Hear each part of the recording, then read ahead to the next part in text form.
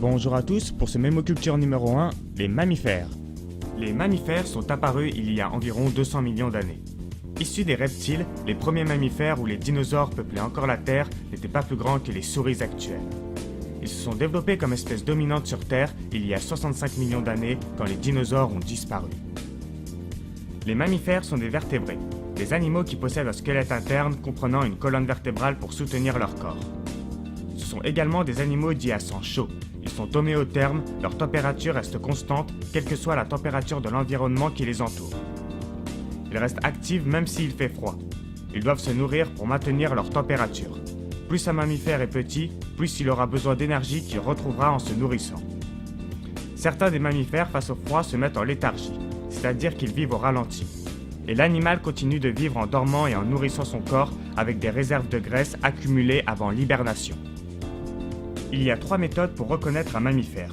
Ce sont les seuls êtres vivants qui ont des poils plus ou moins longs qui leur permettent de maintenir la chaleur du corps. Certains mammifères comme la baleine ont une fourrure clairsemée. Ils comptent plus sur leur couche de graisse pour maintenir la chaleur. Les bébés sont nourris au lait maternel, provenant des glandes mammaires de la mère. La mâchoire inférieure des mammifères est formée d'un seul os. Elle est reliée directement au crâne et peut bouger sans faire remuer celui-ci. Quant à la mâchoire supérieure, elle est solidement rattachée au reste du crâne et ne peut bouger seule. 3 types de mammifères existent par rapport au développement embryonnaire des petits.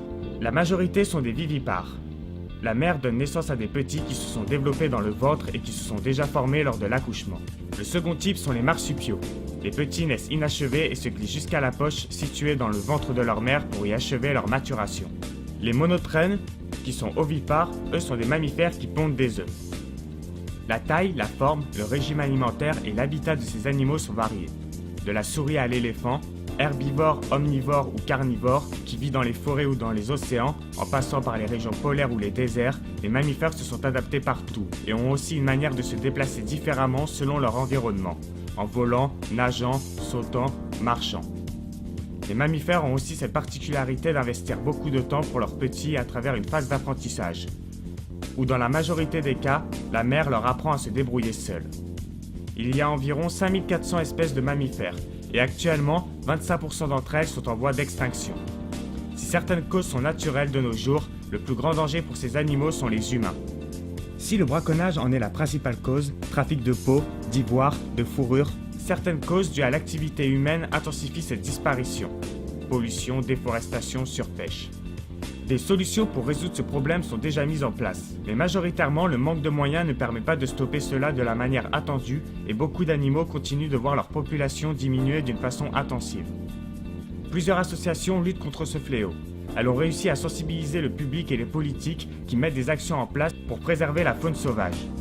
Les zoos font des programmes de reproduction en captivité et des projets de réintroduction. Les meilleures solutions sont les parcs nationaux et les réserves naturelles qui permettent une surveillance de ces animaux tout en leur laissant une grande liberté. Mais dans certains cas, cela reste insuffisant, en particulier en Afrique où les conditions sont difficiles pour la préservation de ces animaux dans ces parcs. En soudoyant parfois les gardiens, les braconniers sont beaucoup mieux armés et n'hésitent pas à ouvrir le feu pour accéder à leur faim. Sensibiliser le public est d'une importance capitale.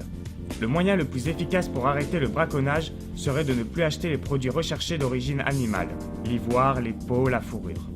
Voici quelques animaux en danger d'extinction. Le koala, la principale cause, la déforestation. Le gorille, le rhinocéros et le tigre. La principale cause, le braconnage. L'ours polaire, la principale cause, le réchauffement climatique. Luther Standing Bear a dit « Les animaux ont des droits, le droit d'être protégés par l'homme. Le droit à la vie et à la multiplication de l'espèce, le droit à la liberté et le droit de n'avoir aucune dette envers l'homme. »